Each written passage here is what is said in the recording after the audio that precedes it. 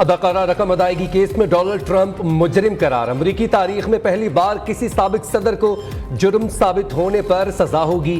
Jury نے متفقہ طور پر ٹرمپ کو تمام 34 الزامات میں قصوروار قرار دیا۔ جیوری سزا کا اعلان 11 جولائی کو کرے گی۔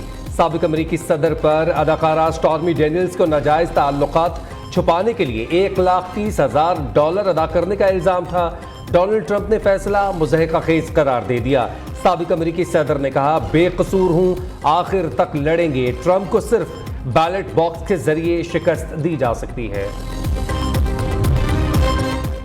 سنی اتحاد کونسل کی مخصوص سیٹوں کی درخواست پر سپریم کورٹ کا فل کورٹ تشکیل۔ چیف جسٹس قاضی فائز عیسیٰ کی سربراہی میں 13 رکنی فل کورٹ بینچ 3 جون کو سماعت کرے گا۔ سنی اتحاد کونسل نے پشاور ہائی کورٹ کے فیصلے کے خلاف اپیل دائر کر رکھی ہے۔ وزیراعظم شہباز شریف کے خلاف توہین عدالت کی درخواست پر لاہور ہائی کورٹ میں سماعت۔ عدالت نے درخواست قابل سماعت ہونے سے متعلق وفاقی حکومت سے جواب طلب کر دیا۔ اشباح کامران کی درخواست پر جسٹس محمد وحید خان نے سماعت کی۔ درخواست میں وفاق کو بذریعہ پرنسپل سیکرٹری ٹو وزیر اعظم فریق بنایا گیا۔ ایڈیشنل اٹارنی جنرل نصر احمد عدالت میں پیش ہوئے۔ عدالت نے درخواست پر سماعت 2 ہفتے کے لیے ملتوی کر دی۔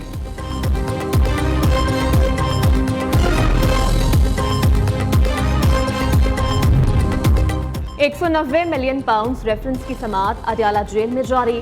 نیب کے مزید گواہان کے بیانات قلم بند۔ ریفرنس میں مجموعی طور پر 30 گواہان کے بیانات ریکارڈ، 21 پر جرح مکمل ہو چکی۔ بانی پی ٹی آئی اور بشرا بی بی کو کمرہ عدالت میں پیش کر دیا گیا۔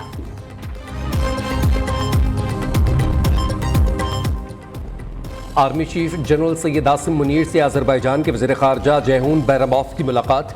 ISPR کے مطابق ملاقات میں علاقائی امن و استحکام، باہمی دلچسپی کے امور پر تبادلہ خیال کیا گیا۔ آرمی چیف کا کہنا ہے، آذربائیجان کے ساتھ پاکستان کے دیرینہ برادرانہ تعلقات ہیں۔ آرمی چیف نے آذربائیجان کی مسلح فوج کی پیشہ ورانہ مہارت اور بہادری کو سراہا۔ وزیر اعظم نے پروٹیکٹڈ صارفین کے لیے بجلی نرخوں میں اضافے کی تجویز مسترد کر دی۔ حکومت کا پروٹیکٹڈ صارفین کو ریلیف دینے کا فیصلہ، 200 یونٹ استعمال کرنے والوں کے لیے سبسڈی حکومت برداشت کرے گی۔ شہباز شریف کی 200 یونٹس استعمال کرنے والوں کے لیے ٹیرف میں اضافہ نہ کرنے کی ہدایت۔ وزیر اعظم شہباز شریف کی دورہ چین سے متعلق اجلاس۔ وزیر اعظم نے کہا، دورہ چین کے دوران نتیجہ خیز بزنس ٹو بزنس ملاقاتوں سے متعلق جامع پلان ترتیب دیا جائے۔ چین کی انڈسٹری کو پاکستان میں صنعتیں لگانے کی ترغیب دینے کے لیے لاہ عمل بنانے کی ہدایت۔ سینئر صوبائی وزیر شرجیل میمن کی زیر صدارت محکمہ ایکسائز کا اجلاس۔ نارکوٹکس کنٹرول افسران کو صوبے میں منشیات کے خاتمے کی ہدایت۔ شرجیل میمن کہتے ہیں، منشیات پر حکومت سندھ کی پالیسی زیرو ٹالرنس پر مبنی ہے۔ حکومت منشیات فروشوں کے خلاف تمام وسائل بروئے کار لائے گی۔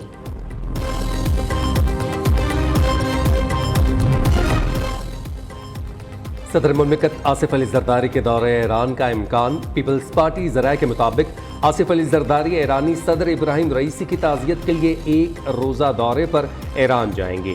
دورہ ایران کے لیے تاریخ کے تعین پر غور جاری ہے۔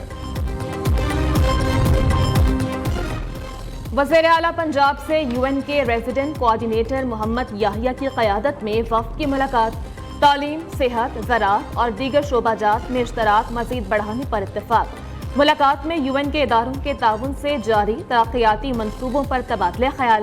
وزیر اعلیٰ پنجاب مریم نواز شریف نے ایجوکیشن، ہیلتھ سیکٹر ریفارمز اور حکومتی پالیسی سے آگاہ کیا۔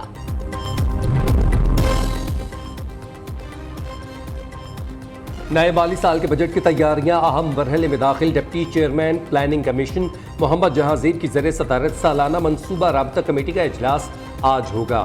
چاروں صوبوں، جی بی اور آزاد کشمیر کے وزراء دیگر اعلیٰ حکام شرکت کریں گے۔ اجلاس میں آئندہ مالی سال کا سالانہ پلان اور ترقیاتی پروگرام۔ پاکستان اسٹاک ایکسچینج میں کاروبار کے آغاز پر تیزی کا رجحان، انڈیکس میں 378 پوائنٹ کا اضافہ۔ KSE 100 انڈیکس 75,256 پر ٹریڈ۔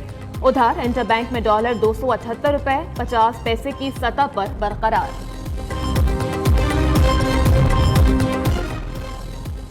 PTI کو اسلام آباد میں جلسے کی اجازت مل گئی. انتظامیہ نے روات GT روڈ پر جلسے کی اجازت دے دی. PTI نے F9 پارک میں جلسے کی درخواست دی تھی.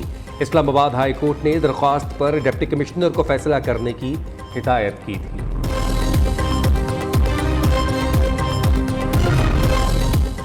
نیب لاہور کو 6 ارب سے زائد مالیت کی اراضی پر کروڑ روپے ٹیکس سے استثنا مل گیا.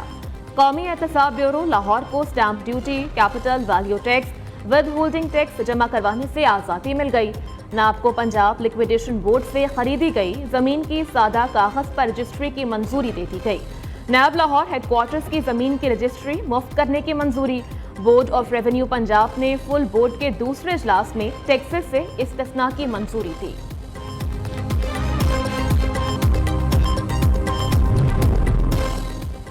وزیر تعلیم پنجاب کی سکولز کو سمر کیمپ کی اجازت دینے کی افواہوں کی تردید. رانا سکندر حیات کا کہنا ہے پرائیویٹ سکولز کی فی الحال سمر کیمپ کی اجازت نہیں دی گئی. سکولز بغیر اجازت سمر کیمپ لگانے سے اجتناب کریں. محکمانہ نوٹیفیکیشن آنے تک سمر کیمپ کا اعلان نہ کیا جائے. حیدرآباد میں گیس سلنڈر کی دکان میں دھماکہ، 6 افراد جاں بحق، 55 افراد زخمی. خواتین اور بچے بھی زخمی ہونے والوں میں شامل. زخمیوں کو اسپتال منتقل کر دیا گیا. کراچی سول ہسپتال میں زخمیوں کی عیادت کے بعد گورنر سندھ آپ دیدہ ہو گئے. کامران ٹیسوری نے کہا کہ صورتحال دیکھ کر اب مزید مجھے منصب پر نہیں رہنا چاہیے. وزیر اعلیٰ سندھ مراد علی شاہ بھی صوبائی وزراء شرجیل میمن، ضیاء الانجار اور ناصر حسین شاہ کے ہمراہ ہسپتال پہنچے، زخمیوں کی عیادت کی.